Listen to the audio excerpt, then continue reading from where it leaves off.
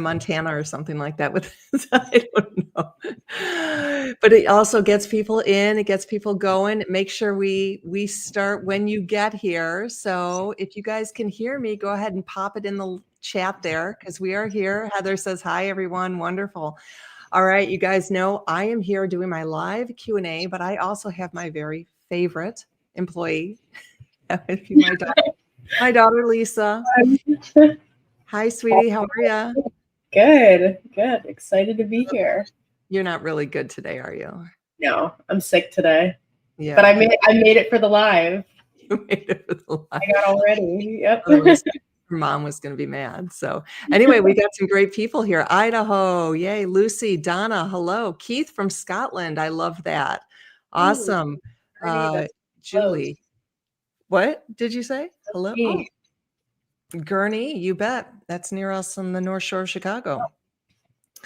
Awesome. So we are going to go through with the questions that we've done in the past. We got some new ones. Mainly these are from our Facebook group. These are also questions that people kind of email to me and send in to me. So let's go ahead and get into it. Ask me and Lisa anything. All right. So first of all, I want you guys to realize that you can download any of my free resources here. You can always go back in my video and you can pause it so you can get this information. We'll pop it up a couple times, but I'm going to refer to these things throughout, but I just want to make sure that you have them now as we get started. Okay, so this is kind of a long question that somebody had sent to me email-wise, and I thought it was a really good question. I wanted to get into it a little bit. I'll read it for you. We live in a neighborhood that consistently sells for less than other areas nearby, and we can't figure out why. Online estimates put our home value much higher than what local agents recommend listing for. For example, automated valuation suggests one number while agents insist we shouldn't price anywhere near that amount. We've asked several experienced local agents and received different explanations. Some say it's a location issue, you're on the wrong side of town. That might have been true years ago, but traffic and growth have changed significantly. So the neighborhood is great. They've got good water. Many neighbors paid well over $1 million for their homes, yet our area is just not appreciating like the rest of the town. It's frustrating. This is what I want to kind of hone in on here is what she said, is that we've even heard whispers that a few powerful agents control much of the local market and keep prices in certain neighborhoods lower to guarantee easy sales. If that's true, it feels unfair and unethical. We also own a buildable lot next door with great features, flat, nearly 2 acres on a cul-de-sac with public utilities, but agents undervalue it compared to lots in less desirable locations. Builders, on the other hand, say it should command a premium. We'd love to get to the bottom of why our neighborhood hasn't appreciated at the same rate as surrounding areas and whether this is a market issue, a perception issue, or something else entirely. So I know that was really long, and she had sent me her information on where she is, and I can kind of do a deep dive on her location with her personally. But, you know, this is really interesting. A couple points in there that she had said about that agents control the area. And I just want to put that out there I'm going to say that doesn't happen because agents can't control a buyer. You know, when homes get listed online on the MLS, they shoot out now to everybody. So everybody really does see them. And Zillow's used, homes.com is used, realtor.com, Redfin is a big site too, but they push out to everybody's site. Like homes are everywhere. So, and for buyers who are really, really looking for that location, they are the first to see them. They've got numerous searches set up and they see it come on. So if there is a house that is underpriced, they're going to come and buy it right away. If it's overpriced, they're not going to come to the house. So it doesn't really matter what the agents say. Like I know you're trying to get a feel for what the home is worth without really talking to agents, but the reality is a home is worth what a buyer is willing to pay for it. And in this situation, what you're hearing is that buyers are not willing to pay more for your location because whatever that reason is, it's because they just are not willing to pay the same amount that they would pay for something else in a more desirable location, of which you don't understand. Now, the other issue is that you don't know who to trust. And that's hard. I mean, that's kind of hard if you don't know who to trust because you don't know who's telling you the right information. Um, you know, some, you know, if you have an agent that's giving you a low number or a high number and they don't have a lot of experience, it could be an issue. Like they may not know and they're just telling you and you don't know if you should trust them. The agent you can trust is the agent who is willing to walk away from their commission. I know this is kind of a long drawn out thing. And Lisa, you and I will talk about this in a minute, but you know, when an agent is willing to say to the seller, you are not going to get that price and we're okay not getting your business, that's an agent you can trust. Like that is an agent who's willing to say, I'm walking away from your listing because you are not doing yourself a service. I don't want to take a listing that's overpriced.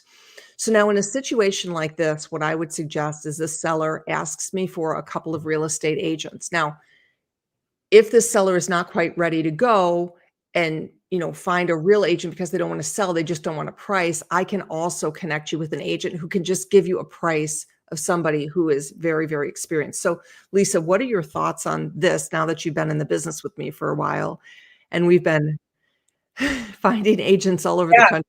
What do you think?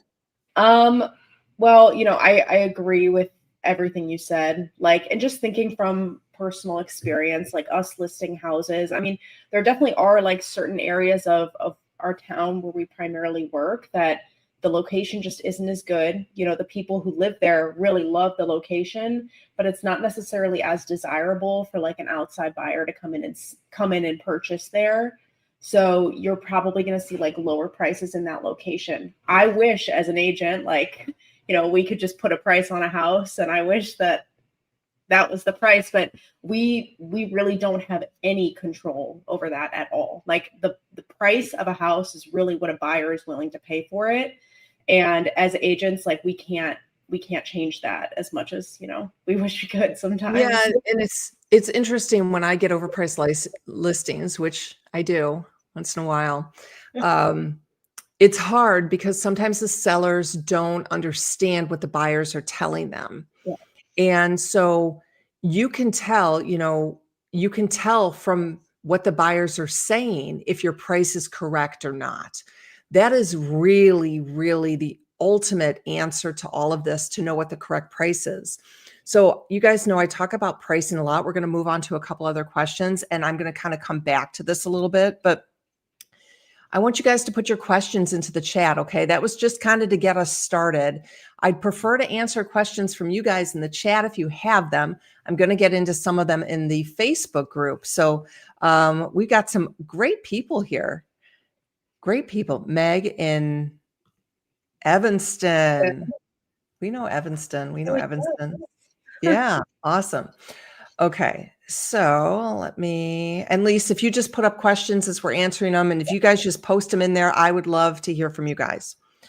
Okay, this is a question somebody posted in our Facebook group about our referral service. And this is a pretty common question. So do the agents get our info or do we get the agent info and reach out to them as soon as we choose? We know realtors in our area and I don't want them to get our info and know we're looking. I have no way to know if they're on your list until after filling out the form. Right. Totally agree with that. And it's hard when you are in an area and you know agents and you don't either want us to introduce you because you're already talking to them or you don't like them and you don't want them to know that you're looking. So we have a space on our form that says that you don't tell us who you don't want us to refer you to or who you don't want us to talk to. Typically what we do is we will reach out to the agents first. Now we have reached out to agents and it's like a pre-screening, you know, we reach out to them and we see kind of what their bedside manner is. And I've had a couple agents that have been super rude to me. Lisa, we've seen it a little bit. A lot. Yeah. So we have our DNR, our do not refer list, because they're super rude. And so that way you don't get back to us at all. Yeah. Some of these agents literally don't even respond. So I know that if they're not responding to us, they're not going to respond to you. So what we'll do is we make sure that they're not on your list, and then we reach out to them. We talk to them. Sometimes if they respond to us with a tone that I don't really care for, not in a way that bothers me, but in a way that might bother you, they go they go on the DNR list as well. I mean, wouldn't you agree, Lise? Yeah, I mean, I think that we're aware that like a lot of the people that reach out to us really need like a lot of compassion and help and like, you know, really trust us. And so we want to refer people who are going to be really kind Yeah. and understanding of your situation. And sometimes like, yeah, people will say that they want to meet one of our sellers, and we just decide like ultimately it's not a good fit, you know, just Yeah. based on the response. So any certain situation that you have, you can write in that form, because it is me and Lisa who are doing these. Like, we literally know who all of you are. We are going in. I can't believe some of the towns that we've found agents in, when I'm like, oh my gosh, there is nobody good here. I mean, it gets kind of hard. So I know all you guys, and when you're texting us, you're texting me and Lisa. Like, Yeah, that's it. and we read every form, every text, every email. We read every single one. Yeah. So. Yeah. So don't think it's just some generic people. It's really us. So anyway, you can put whatever you want on that form, and we won't introduce you to anybody you don't want to talk to. Yeah. What do you recommend to be the main item in a house that should be updated? That's a good question, Chris. And, you know, I'm going to be talking a little bit more about that later. But if I were to give you one main item to be updated, see, that's a tough question, because I don't know the condition of your house. But if you have no money to spend and you need to update something, I would fix whatever's broken. So if your doorbell's broken, it's got to be fixed. And then I would spend money on cleaning over the course of weeks, not just one deep cleaning. If you're talking about major updates, the biggest return, I would say, would be a kitchen, but you have to make sure you do it the right way. So I also don't recommend updating a kitchen in order to sell. I just don't. I don't know if that answered your question, but I hope it did. That's what I would have said. Also, maybe paint. Paint is really, actually, yeah, I forgot paint. Paint is like the biggest return that you can get on your home. Like, Yeah. you paint, you're going to get that out, and it will help your house sell quicker, for sure, no question. Okay. This is regarding buying and pricing. If you're going to be giving a cash offer, how much do you think this affects price? Well, you know, that's a good question. It depends on what the market's doing. So if the market is hot and you are bidding over that price and it may not appraise, cash offer is great. So you may not have to go up as high. Like, we have not accepted offers over list price that we know are not going to appraise with a mortgage contingency.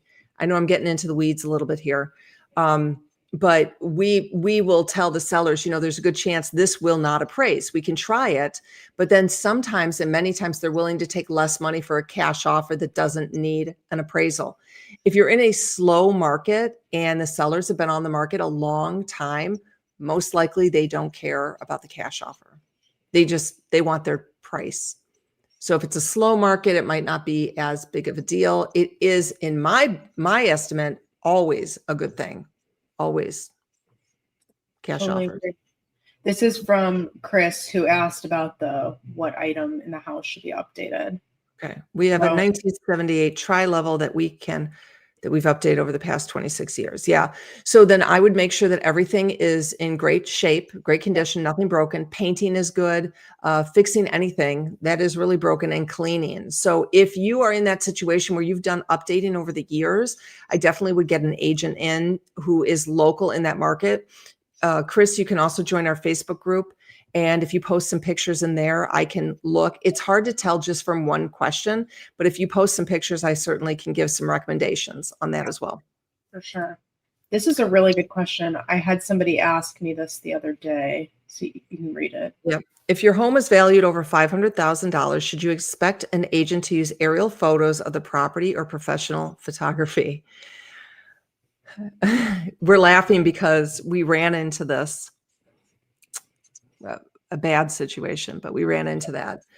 So yes, any agent we refer, we expect to have professional photography. Okay, so that's a given. Any agent we refer, any home over 500, absolutely, no question, professional photography. Aerial photos are a little bit different because not every aerial photo makes a house look good.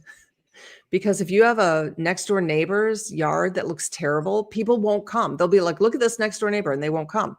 If you have a small lot or it's a crowded home on a street, they may not come. You need to think about if it's going to highlight the home. An agent who is experienced should be paying for professional photography. And if the feature of the home is a lot of land or the layout of the home on the land is a good thing, they really should do aerial photography. I don't recommend aerial photography though in every situation. Now, if your home, like the only time I sort of think that it's not going to be professional photography is maybe if the agent is, your home is under 100,000, maybe. Is that kind Yeah. of? Yeah. Or in some locations, we've noticed like more rural areas, they don't even have professional photographers out there. So even though an agent is really good and they know the area really well, they just literally do not have a professional photographer. But if you're interviewing somebody, I would definitely make sure that they're doing professional photography. So we did have a situation. We Yeah. always check listing photos for the agents that we're referring. And there are, I mean, I can't even tell you how many agents we say no to because all their photos don't look good. And it can be a little bit like, oh, I don't really love these pictures. Let's hold on that agent before we refer. And we have now put into our agreements with the agents that they have to get professional photography done. Because we had a little situation where somebody put something coming soon pretty much and didn't put professional photography in. It was not a good phone call by me. I don't want to get too much into it, but let's just say I'm probably not on that agent's Christmas card list right now. Yeah. And we expect all the agents that we refer are paying for professional photographers to come in and photograph the home. I agree with what you're saying about aerial photos. Like really, we don't, as agents ourselves, like we don't do a ton of aerial photos. Like unless a lot of the lots around us, they're like a quarter of an acre or half an acre, really at the biggest, right? So there's really no need for aerial photography. If you're like on a really big lot, if you have like a farm or something, that could be totally different. So exactly. So that was a long drawn out answer for your very short question, Sandra, but thank you. I think that's important. That was very important. Yeah, for sure. If painting walls, paint the ceilings as well. If they're not in great shape and they haven't been done in a while, yeah, because the ceiling is not very expensive to have painted. It's just an easy thing. So I would say if you're doing all the walls, do the ceilings too. Yeah. Yeah. Does adding central air or a mini split for AC provide a return on investment in an older home in Chicagoland? Meg, I think you said you're in Evanston. So some of those older homes in Evanston don't have air conditioning. Yes, I'm going to say, but I'm also going to say you're probably by the lakefront, which means it's probably cooler. So it really depends on how much you need done in your home. So I'm going to ask you, is that a reason somebody's not going to buy your home? It probably, it depends. If you're a single family, yeah, it might be. If it's a single family, if it's a condo, it might be a little different.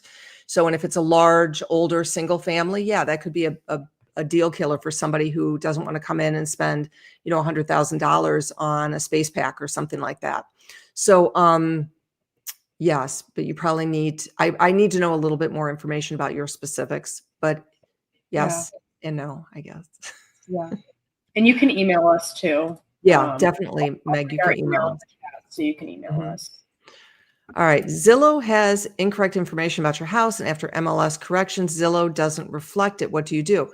Pretty easy. There is a button on Zillow that says claim your home. So when you go to Zillow, you can claim it as yours and then you can make changes. That should do it. I will tell you, I actually did that for just somebody in my community who asked me about that. And she's like, I don't know how to do that. And I said, well, I'll just claim your home for you.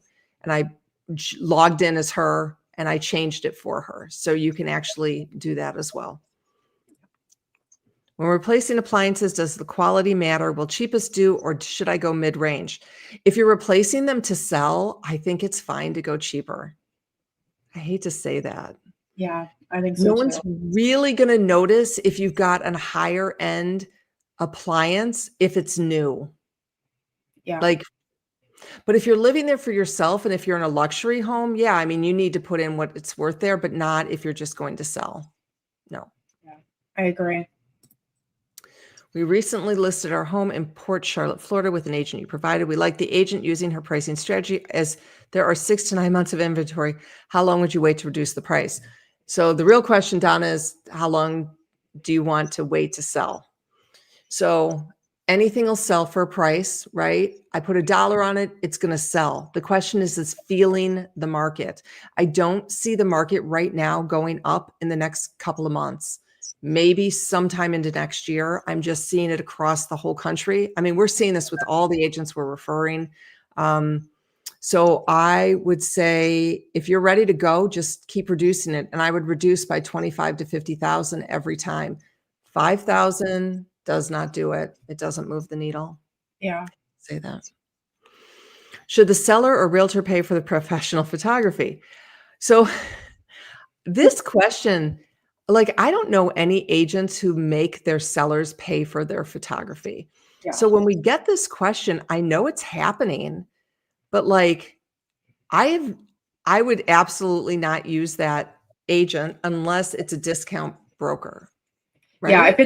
Yeah, if it's like a flat fee broker, or if they're charging you like a very reduced commission, okay. But like we would never ask a seller to pay for their photography ever. And honestly, I don't know that there's any other agents in our area that would do that either. Like, unless you can think of one. I mean, I could be wrong. If you're an agent out there and you're watching and you make your sellers pay for their photography, let me know and I can have a conversation about why. I mean, maybe I'm missing something, but part of being a real estate agent is that we take the risk. That's why we can make the money we make, is because we take the risk, we front the costs.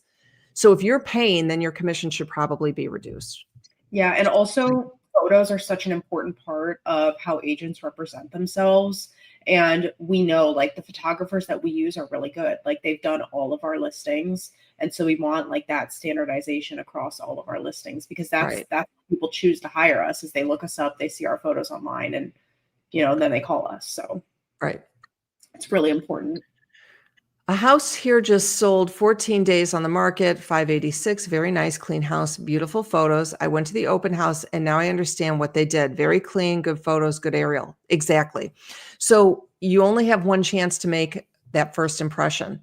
And so those pictures have to be so good. And I am telling you, I mean, literally, we spend hours looking at agents' photos, and there'll be an agent in an area that is the top agent. Like, we're like, oh, clearly this is the agent to refer. And then we go in and look at the photos and I'm like, you are kidding me. How is the agent winning all these listings with these bad photos? Don't you agree, Lise? I agree. And to me, honestly, that's even like a red flag a little bit, because I'm like, maybe they're a really pushy agent. Maybe they churn out deals. And so that is maybe a little bit of a concern to me, because it tells me maybe they're not investing enough time or money into their listings. Right. Exactly. We've got a lot of great questions from you guys. You rock. Okay. Is there anything you should do differently if you're selling an antique home, 100 years plus, that you wouldn't recommend for a fairly new home? I don't recommend changing any of the character of an old home at all. Like, I just, don't paint the wood. If you've got some things that are older, like, the windows that might be really old that are beautiful, I would not touch anything in that home until you get expert advice from an agent who works specifically with those types of homes. Yeah, totally agree. Yeah, The I mean, the people that are looking at, we had a client recently that really wanted like an old house, like I'm assuming kind of like yours, like 100-year-old house.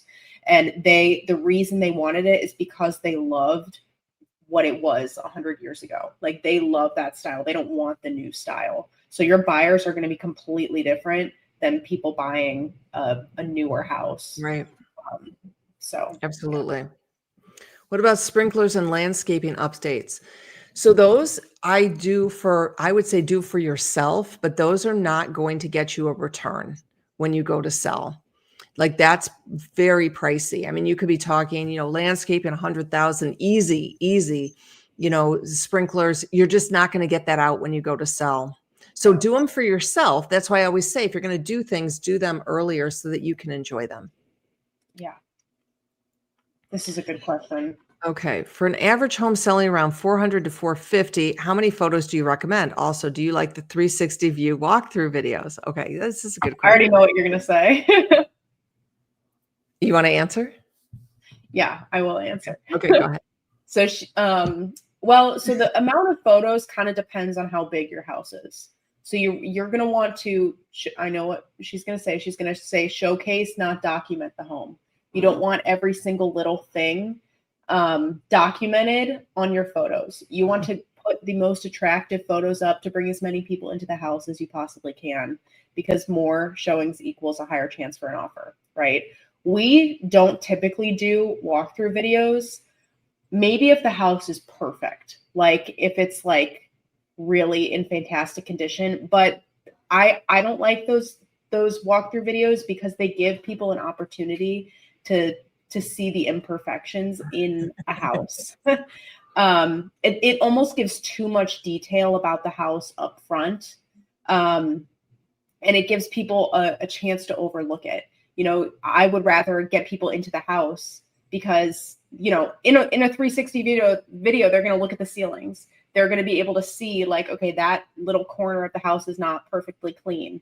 In a showing, it's not really the same because they don't really see those things. They're just looking at the house as a whole. Do you want to add anything? Absolutely. So I taught you well, Elise. Yeah, you did. Sounds Okay. like you. So just to kind of add to that a little bit, the 360 walkthrough. So we're a seller channel, right? We talk to you sellers. I know that you're also buyers, but I'm talking to you as sellers. And so now what usually happens when I talk about this is I get a lot of comments from buyers who are like, but we want to see that because it helps us decide if we should go to the house or not. Mhm. That's the point. That's what we're trying to do is we're trying to get those buyers into the home. And so the more photos you put on, the more documenting photos put on, the more things you put on that may not get somebody into the home, the less showings you're going to have. So if you use an aerial shot that has your house on a very, very crowded street, you might not get the showing. So that's why your photos have to be very, very selective. And the 360, if it's new construction, go for it. Yeah. If you are living in that house, they are going to be able to see and read the books that are on your bookshelves. Yeah. I don't love those. I don't love them. We need to move a little faster because we have so many questions. But what sort of items should we expect the agent to be paying for, such as, is it reasonable to expect the professional photos, anything else as far as marketing, saying the house is over 500? They should pay for everything out of pocket. I mean, they should pay for everything. They don't pay for your moving costs. Now, staging is another thing. Some agents do cover staging completely free. In their cost. They may charge more on their listings. Some may do it for free. So it's all about that specific agent. I would say fewer agents include staging. Yeah. 1894 house needs work, no AC, needs furnace, water tank, old kitchen, bathroom, not the best area of an HCOL county. What is that? HC? I don't know what that is. Can you speak to the types of potential buyers and updates that depend on what buyer? So any house that needs work, you definitely need to be downloading my seller's playbook, okay? Because, and that's a top one there. Because if it needs work, I mean, if it really needs work, you could be putting hundreds and hundreds of thousands of dollars into the house, and then you're pricing yourself out of the market, and you're like, but I put in $200,000 worth of work, and the buyers are like, but you chose the wrong things to update. So definitely, you've got to download that seller's playbook if you haven't, and figure out what condition your home is in. Okay, I have 5 different categories, and depending on what category you're in, you can, there's a how much percentage you should put into your home depending on how much it is. Okay. It's not exact science. Don't freak out. Okay. It's just more of a rough guideline. It's very hard to say, especially if you need work, Kimberly, on the house. You can download the playbook, have an agent in for sure. I wouldn't spend any money on anything. All of you out there who are asking about what you should spend money on, you should not spend money on anything without professional advice. Either jump into my Facebook group, download it, or ask me for an agent. Yeah. Is there a time frame you should wait before you drop the price if it's not selling? So I have dropped a price within a week in a fast market. In a slow market, I've dropped it a week to 2 weeks. So in the first 2 weeks, rule of thumb, my rule of thumb may be different in your community. My rule of thumb is that if you're not having any showings in the first 2 weeks, like one or none, your price is too high. If you're getting 15 showings and no offers, your price is too high. And I know you're going to say, but we're getting showings and they're just saying that the kitchen needs to be updated. Translated, that means that your price is too high. So the sooner, the better to drop that price. Definitely. Yeah. If there is a pool and the decking needs work, fix or skip. That is a tough one. That's hard. So somebody would not buy your house because the pool needs work. I can tell you, because that is a major thing. Pools are a lot of work. A lot of work. The deck, I would try and fake that deck as much as possible. I think our last Q&A, we had a deck question on there. If you go back and watch that one, that's tough. You need professional help on this one, probably, Chris. And you don't have to be moving yet. If you guys are less than 3 years out, you should be talking to an agent for sure. Is installing a new HVAC in Arizona, does it give you ROI? Not if it's not broken. Yeah. It's just, no. If it's not broken, don't replace it. It's not going to get you that ROI.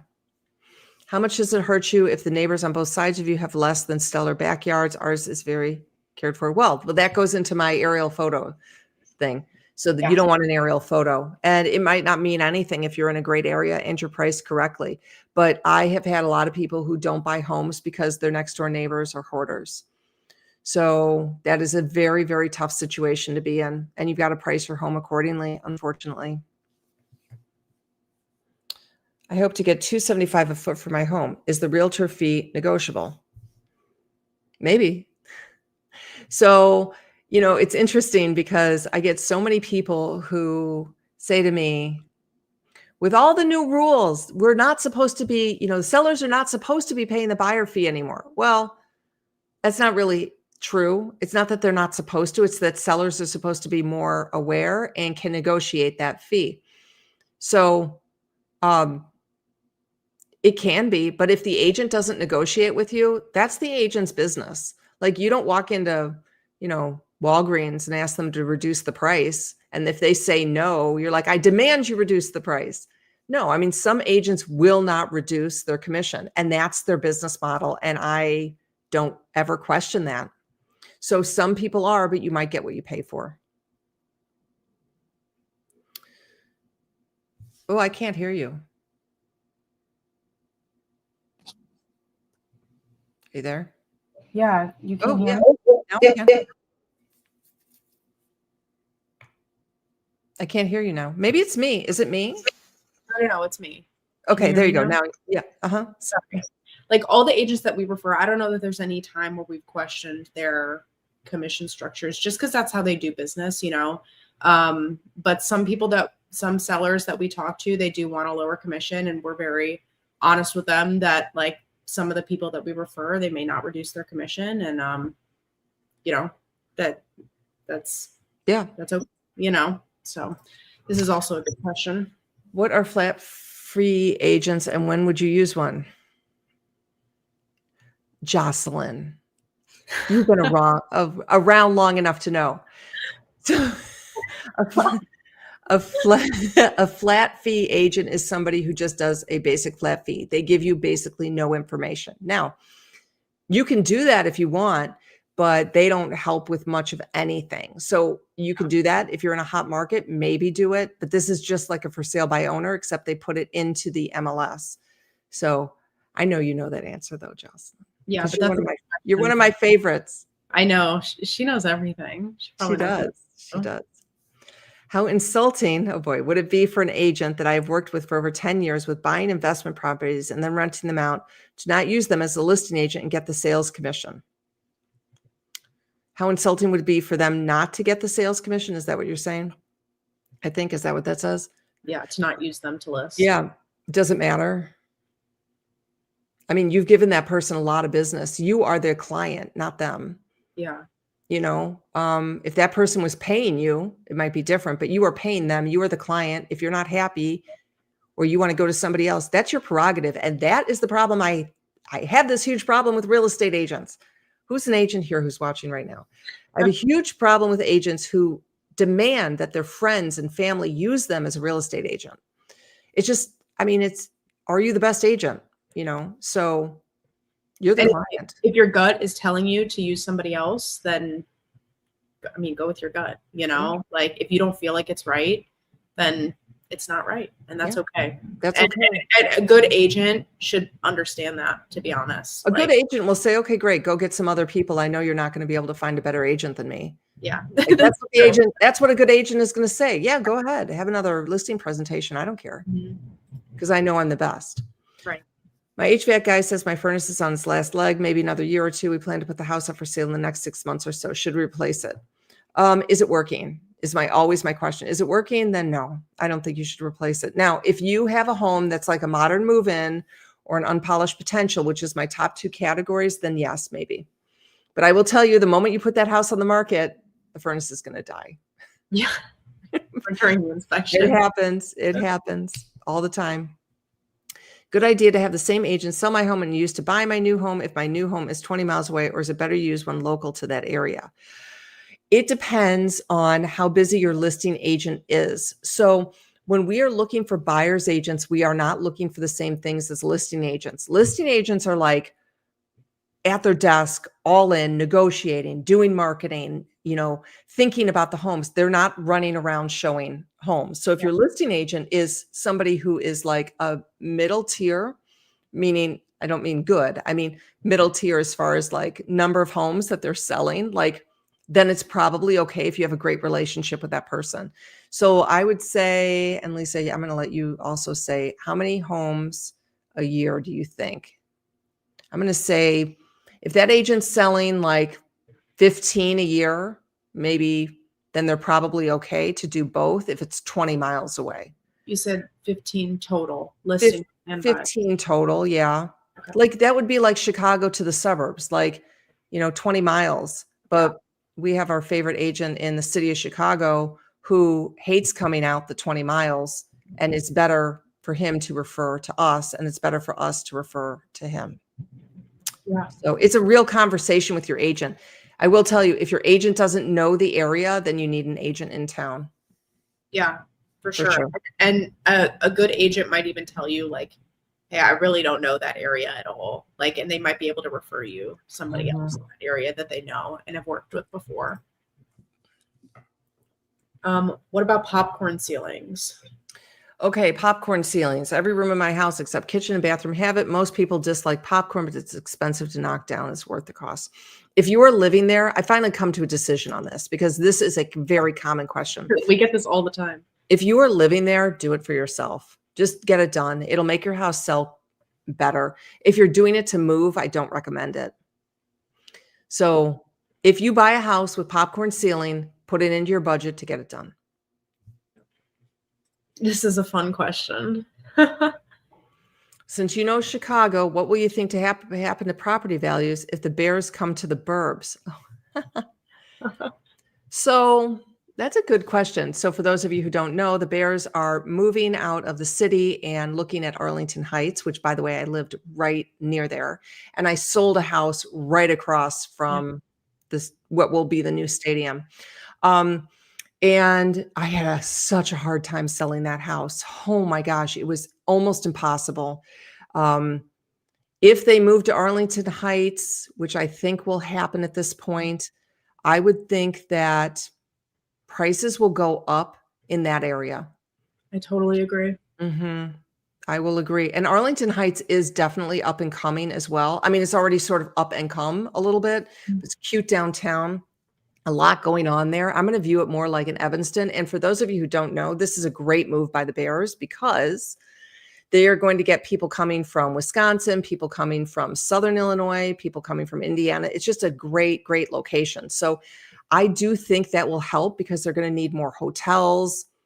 So yeah, I mean, in that area. That was a great question, Jean. Yeah, that was great. Here you go. Should you ask the agent to see photos before they publish the listing? Yes. Yes. We give all of our sellers the photos before we go live. We have them approve everything before we go up. So what we do is we put the onus on the sellers to make us sure that we're correct. Yeah. Because we don't want to go live and then them be like, you misquoted us, or we hate this picture. Or So why didn't you show this part? Like we approve everything. Yeah, for sure. If you have a small lot with minimal lawn and more flower beds than most people, would you care for? Should the seller remove some of the plantings before listing? It depends on how it looks. If it looks messy, and also if you have to do a lot of maintenance on it, some people, like, it depends on how big it is. But I would say no if it looks good. I don't think I would not take it out. Do you have anything else you want to do, or are we just going to do these questions? How many more questions do we have? We've got probably 4 more questions. All right, let me get through some of these because I told people in the Facebook group that I was going to answer their question. Okay. Do walk-in tubs count as a tub? Entire house has been updated. 2 full baths. One was just remodeled, replacing jacuzzi tub with a large shower. It leaves no traditional tub in the house. So they're not ideal.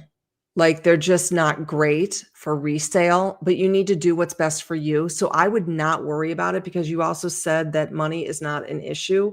That people will say that is, they don't like it. They won't like it. But I would not worry too much about that. If money is not an issue, do what is best for you. Prepping to list in the spring, no agent yet. Catching up on maintenance. In the meantime, the home is a custom 1981 historical reproduction. Williamsburg, New England. So not all modern update rules apply. We're keeping solid brass fixtures, for example. Now wondered, should we still do it under $2,000 or leave the original custom counters and let buyers choose? So wondering if they should redo the counters. The list price will be around $2 million. So let me ask you guys in my group here, will changing that countertop, and we don't have a picture of the rest of the kitchen, but you can see it's older. Will changing that countertop make somebody in the $2 million price point purchase that home? And I would say no. They're not going to care, because at $2 million, they're probably going to redo the whole kitchen themselves. And then you have just spent $2,000 updating it. Yeah. That's my thought. Something else I want to add is that we got that question earlier about an older home. This, because it's like a historical home, definitely I would not do anything to, because somebody might come in and really appreciate the historical part of it. You know, you never know.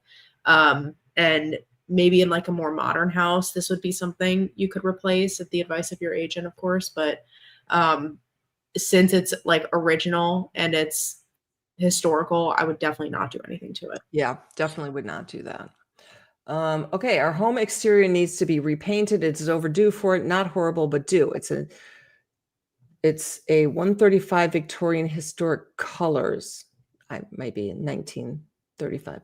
I do not want to side. Old paint kills prospects, according to a local realtor. Full job is $30K. The windows have not been painted in 35 years, so they are due. Be listing in a year and a half. So this is a hard one. I would want to make sure that your realtor really, really knows the area before giving you advice. Like your agent on this type of a home has to know what the buyers are saying. This agent has to have a listing just like this to know what buyers are saying. And that's one benefit of using a really local agent, is because they have listings that are competing with your home, and they're seeing what buyers are saying about that home. If you just have a listing agent who hasn't done any of these, like me, for example, I never do historical homes like this. We don't have any in our market. So if you ask me this question, I'm going to give you probably the wrong answer, because my buyers are not the buyers who are buying your home. Totally. Anything to add, Lise? No, I totally agree. Looking to sell in the next 6 to 12 months. Over the past 10 years, have fixed, replaced, renovated, or refreshed every room in the house, including aging appliances, windows, roof, except the garage. How important is the garage? Paint, shelving, organization, etc. There's some scuffed and broken drywall, mismatched shelving, and is all bit of a catch-all. So if you've downloaded my seller's playbook, I'm going to say that you are a modern move-in or an unpolished potential, which means that your house is in great condition and you do the stuff for yourself. So for you, you're probably thinking it looks terrible, you need to do it. For a buyer, they're not even going to notice it. Many buyers don't even ask to go in the garage. They don't care. Your goal is to make it neat and clean. So your garage could have stacked boxes because you are moving. Buyers know you're moving. So as long as it's neat and clean, it doesn't matter. Yeah. But if you want to do it for you, do it for you. I do get a lot of people who want to do it for themselves. Okay. Hi, Katie. Should I sand and stain the drawers and add pulls, or let the new buyer do it? The cabinets are fine. So this is the only picture I got, so it's hard to say, but those cabinets don't look fine to me. Like, the cabinets look a little old. And I know you're saying, should we stain? But staining and putting new pulls on are not going to make those cabinets new. Mm-hmm. With that being said, this is a good fake it, take it, make it idea. So you're going to fake the way the house looks, you're going to take great pictures, and you're going to make the money. So if this is not too expensive, yes, this is a good fake it. Wouldn't you agree? Yeah, my thought is also, like, if it's a built-in in our market, like, people will remove all built-ins. Yeah. I mean, almost all built-ins.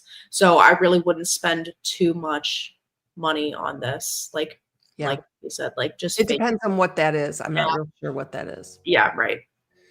How do you let buyers know the list price reflects unrepaired or renovated items? For example, how do you explain that the kitchen is fully functional but not updated? The driveway wasn't replaced, only had cracks filled. Okay, so if the kitchen is fully functional but not updated, they're going to see that.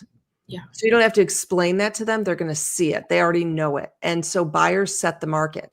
So let's say you put the price on too high and they're not making an offer. Your price is too high. You're going to need to reduce. The kitchen is fully functional but not updated. They see that. They know this. You don't have to tell them. The home is priced accordingly, but how do you clearly convey that to buyers? That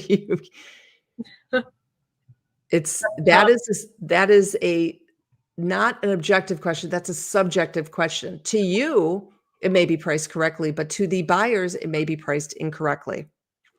And so when you are getting multiple buyers saying your price is too high, and your opinion is probably wrong. I hate to say that. I'm saying that with love and affection. Yeah.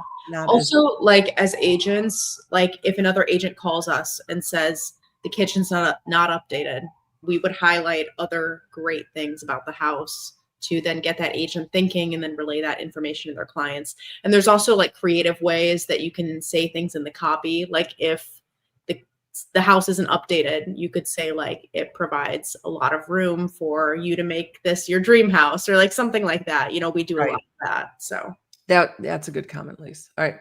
What are the red flag things that should be repaired? And that was a good question.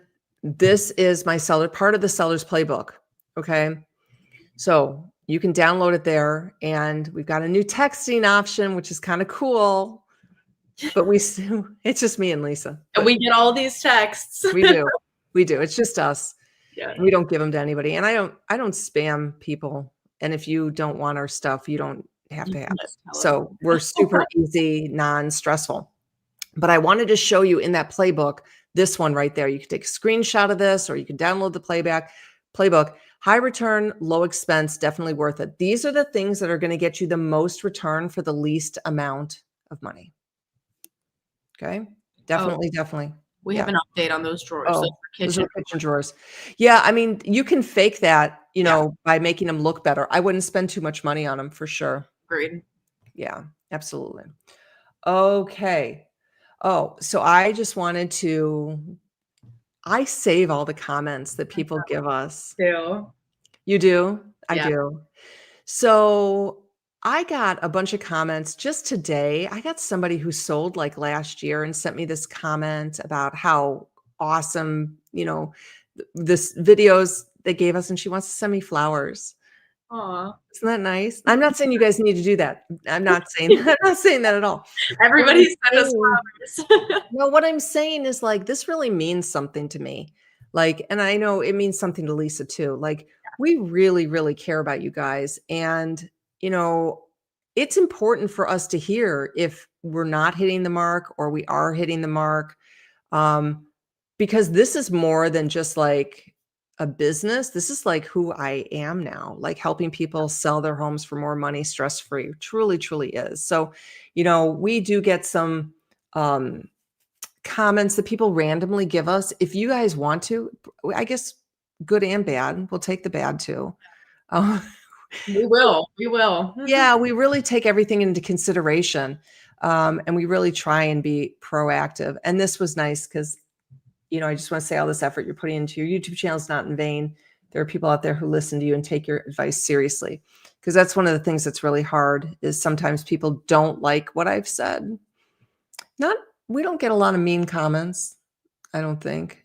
Sometimes we do. But for the most part, you guys are great. And I love really being able to help you. So we have our resources there, like I said, but we can put up a few more questions. And I think we can do, let's put up a few more questions. This I thought was a good comment. Audra has a great video on translating some of the listing descriptions, such as cozy equals small and an opportunity to make it your own. So I like Audra. We have a nice relationship, which is great. And that's one thing I will say is that experienced agents usually have really good relationships with other agents. Like that's when you know that they've excelled to like the next level. Audra's a great agent, just really, really super high-end professional. And she is funny. She's funnier than I am. I'm not funny at all. I think she's really, no, I'm not. She's really funny. Like she's hilarious. So yeah, there is a good video on that as well. Yeah. How common are rent back sales? They seem to be less common post-COVID. All right, here's a good rule of thumb. The lower your price, the better chance you have for a rent back. True. So buyers don't love it. Attorneys hate it. There's liability issues because now you're a landlord. And what if that person doesn't leave? Like now you truly are a landlord and you were just trying to be nice by letting the sellers stay there for an extra month. Yeah. And what if something breaks? Or, I mean, it's really a headache. We've done it. I mean, and we've successfully done it with numerous people. You got to know what you're doing when you go into it, for sure. For sure. All right. When does it make sense to have a real estate handle and deduct from escrow estate sales, minor repairs, finishing last 30% of 2-bedroom renovations, or removing damaged rug, linoleum, popcorn set? When does it make sense to have a real estate agent handle and deduct? So are you saying that the agent pays for that and then takes that out of their commission, or you pay them at closing? Is that what you're saying?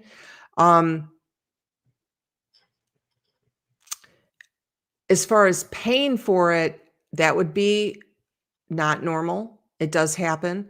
As far as coordinating it, that's pretty normal. Like we can coordinate a lot of stuff for our sellers. So a good agent can coordinate it. But as far as paying for it and you taking it closing, you're most likely not going to get an agent to pay for that. There are some brokerages There are some brokerages that do that, though, that they have a company that will do all the repairs, and then at closing, you cover the cost. There are a couple things with that, though. It's going to be a higher rate, higher cost, and then you are stuck. You are stuck with that agent too. So that does happen with some brokerages out there. If you want me to find you one, I can do that. Yes. Do you mean buyers? I don't know if I quite understood this question. How do you let sellers know that the decisions you made about what to repair are factored into the sales price? We already did that one, didn't we? Yeah, it's a different person. But Yeah. I think it means the same thing. If not, comment back and let us know. Yeah. Regarding popcorn, ceilings always have a check before disturbing, depending on the year of the home. Sometimes they have asbestos. That is absolutely true. You cannot just have some random person go and do it. You have to have somebody who knows what they're doing, because it can be really, really dangerous, for sure. All right. My water heater is 20 years old. Wow. Just husband and I, works fine. Hopefully listing in the next 8 months. Should we replace before listing? Nothing wrong with it right now. Well, the day you list it, the day that water heater explodes. I've seen it. I mean, it happens. It's crazy. What you can do is you can get a home warranty if you want. I don't think you need to replace it, but that's pretty old. I know it's not broken. Depends on how much it is. If furnaces and air are a little bit different, I would say no. Don't replace it. I would also say no. I mean, the buyers are going to know, like, it's old, 20 years old. So let's say the water heater is $1,500 and the buyers ask for a credit of $750 at closing. You've saved yourself $750 right there. Do you give referrals for Canada or US only? Yes, we do in Canada. It's a little bit harder for us, which I can imagine it's really hard for you guys, to find the Canadian agents. We've done Mexico, we've done Puerto Rico, Costa Rica, we did one as well. Did you say Mexico already? I did. I said Mexico as well. So yes, we can look for agents everywhere. Yeah. Absolutely. I've learned a lot in the short time I've been watching your channel. Thank you. You are very welcome. Thank you so much. I've got a couple more. I don't know, Lisa, if we got. How do people declutter a home after 20 years build up without needing therapy? Oh, that's such a hard question. So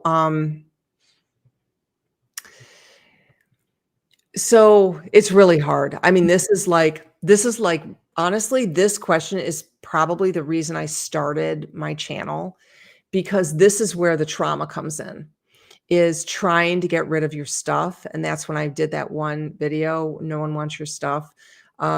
It is really trauma trying to get rid of a lot of stuff. It is very difficult. So you have to have, first of all, you have to have a great partner, okay, in your agent to help you. And you need to start early, and you can't be afraid to have an agent in.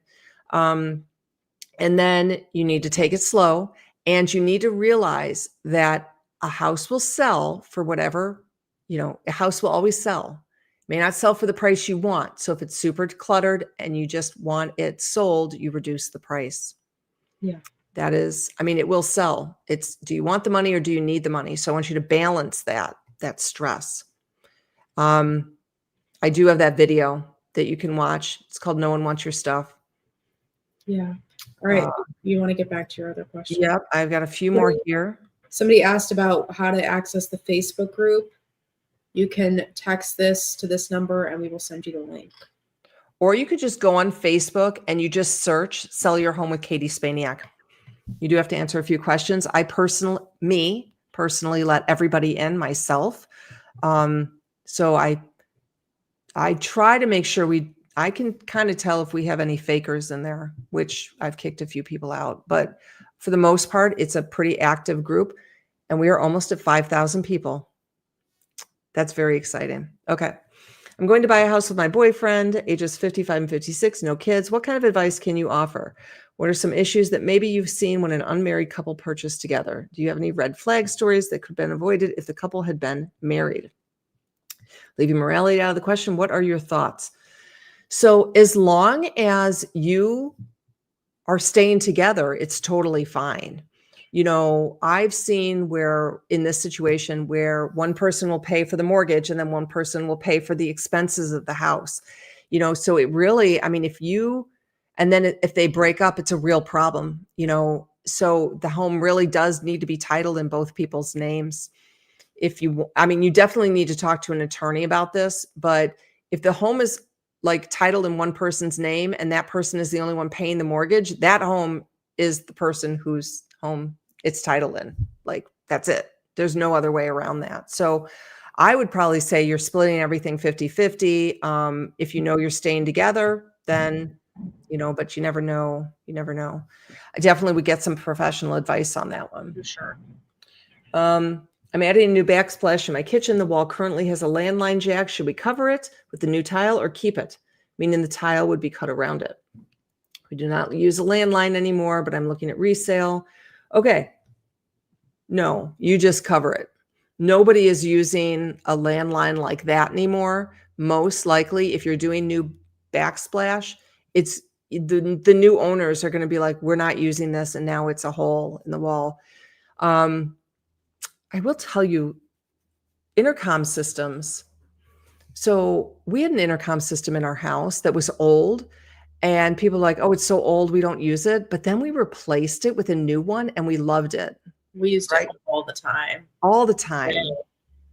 Like all the time. So yeah.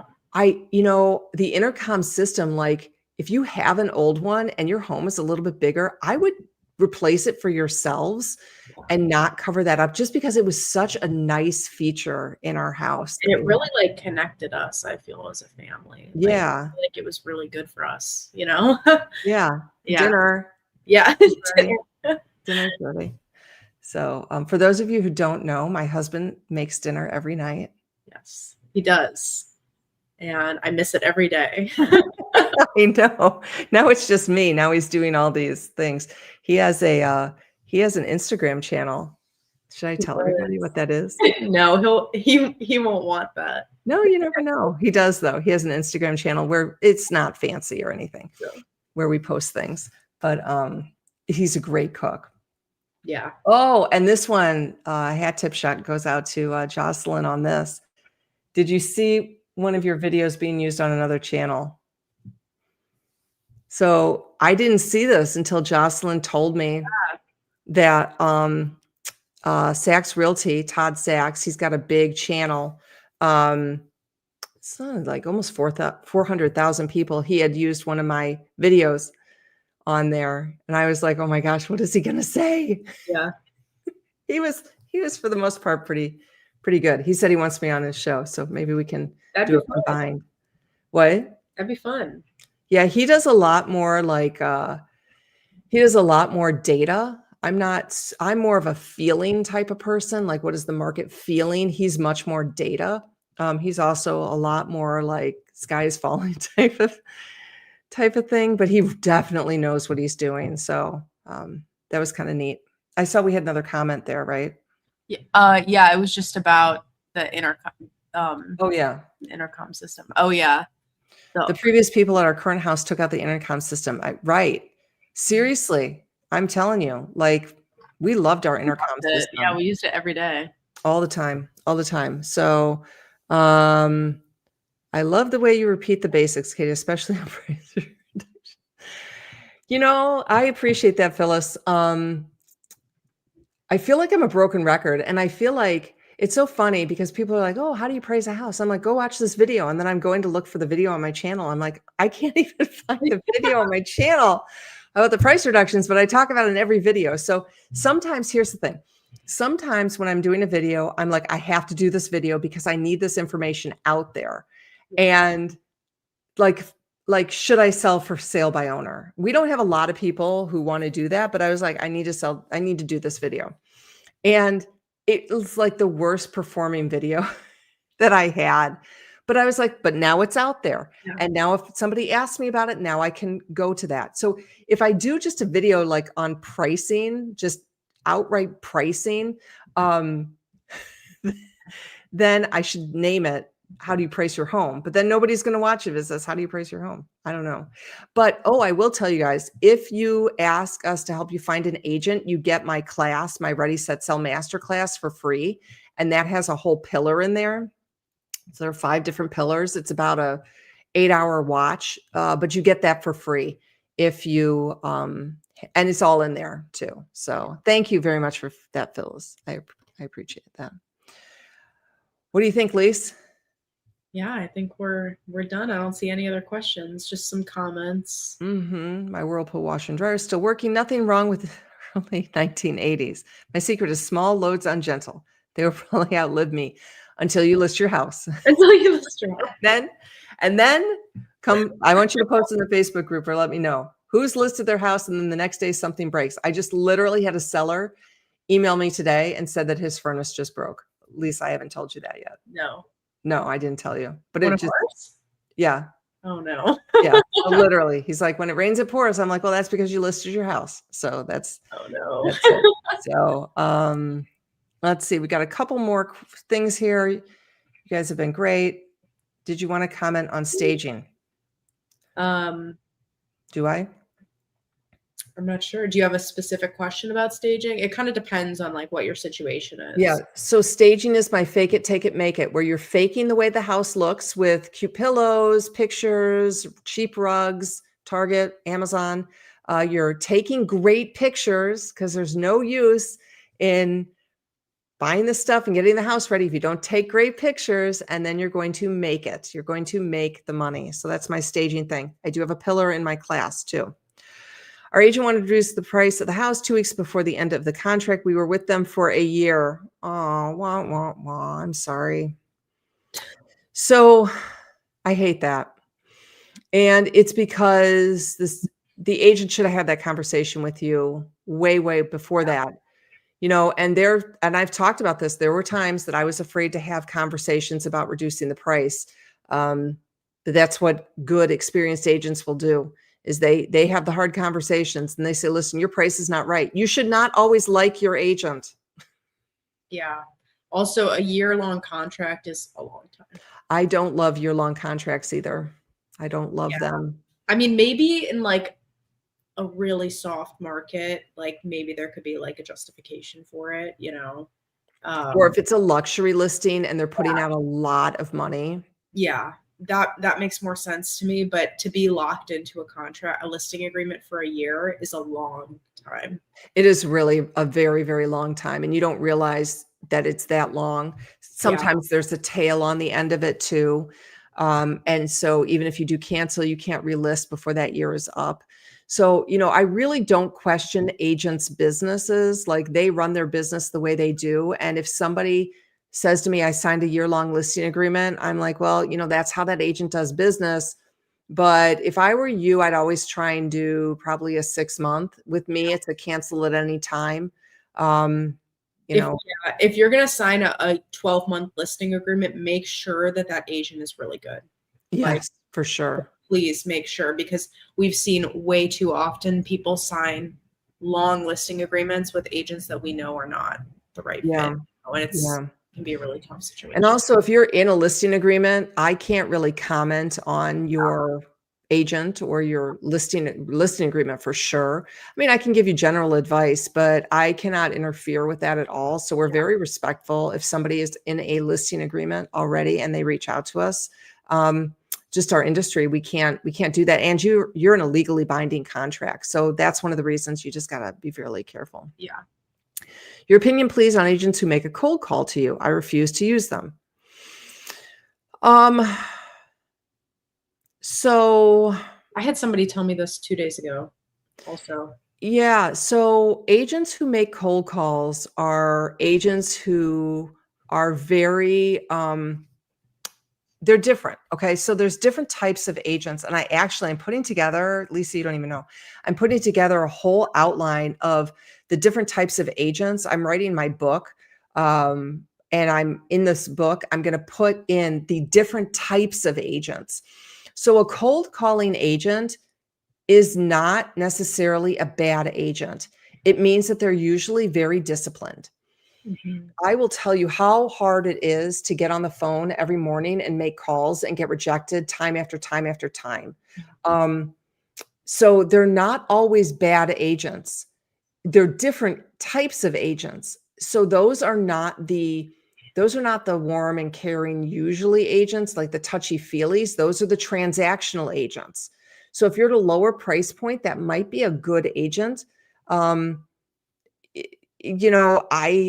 just different types. If you're looking for a touchy feely agent, they're usually not the cold callers. Yeah.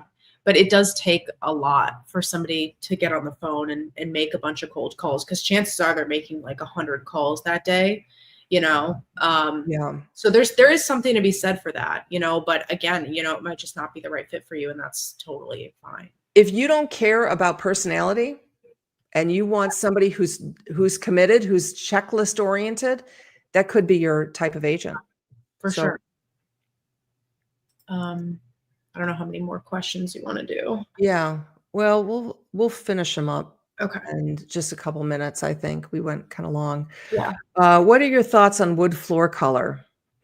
This is her second part. Have super dark from previous owners, considered naturally wood tones, but super pricey. So if you're doing it for you, do it for you. If you're doing it to sell, I would not make those changes. For sure. Because the wood colors come in and out at all different times. And people have such varying opinions on what. Yeah, I love really dark floors. Yeah, me too. And so it's not necessarily going to help you sell for more money unless your kitchen's like brand new and it's the trendiest looking. Maybe. I don't recommend it. Thanks so much, ladies. I've learned so much from Katie's videos over the last year and have recommended them to many others. Thank you. So I was just talking to someone because like I said, I'm starting working on my book, and it will come out next year. And that's when I'm going to call on everybody to buy my book and buy it for a friend. So I'm just getting you all aware. Getting you ready. Yeah. I downloaded the seller's playbook, but do you also have a video talking on the different tiers of your house? Major work, minor work, ready to sell? Yes. So the seller's playbook, you're going to get a couple of emails over the next couple of days with each of my pillars. And the pillar about updates is going to be in there. There's one about strategy, one about updates, one about staging, one about pricing, and one about agents. So, and those all link back to certain videos. You can also go into my YouTube channel and search for updates as well. Yeah. This question we kind of already did. My HVAC guy says my furnace is on its last leg. We plan to put up the house for sale in the next 6 months or so. Should we replace it? If it's working, don't replace it. Right? Yeah. Yeah. I mean, like I said, you can buy a home warranty, but like, for example, let's say the furnace is $15,000 and the buyers come in and say, your furnace is on its last leg. And they say, can we get a credit for 10? You've saved $5,000. Yeah. And then you don't have to go through the stress of having the furnace replaced. Right. Absolutely. Yeah. All right. I think that's it. Oh, thank you both. Really enjoyed this. We enjoyed you guys. Like I said, this is a true passion for us. I mean, we do this and just really love to get to know you. We're here for you. You'd be shocked at how much we actually call and talk to people. We read every single email. We read every single text. We respond to everything. If we miss something, email or text us again because we didn't see it. Yeah. We really care. And if you have any questions that we missed, email us. Our email is team@katiespaniak.com. You can also text us. Email will probably respond more quickly. You have anything else to add? You can text this number there, 847-713-1556 with anything, because that is our main number. So you can text us there as well. Okay. So I think that we are about, ending. Thanks, Linda. We need your help interviewing agents next week. Awesome. We're here for you guys. Anything you need. And Lise, thanks for doing this, even though you're sick. That's okay. I enjoy this a lot. But what's tomorrow? Tomorrow you better be better. Tomorrow's the Notre Dame USC game. I'm a big Notre Dame fan. I went there, so they better win. They better win for my sake. I know they better win. The other Notre Dame fans, Yeah. drop it in the comments. If you're a USC fan, I don't know. We'll still find you an agent if you're a US. I'll still find you an agent. We're Alabama in this house, so Yeah. that's DC. All right. Anyway, all right, guys. Thanks so much for being here. Really appreciate it, and we'll see you next time. Yeah. Bye. Step inside, it's time to know how to sell your home and make it show. No stress, no guess.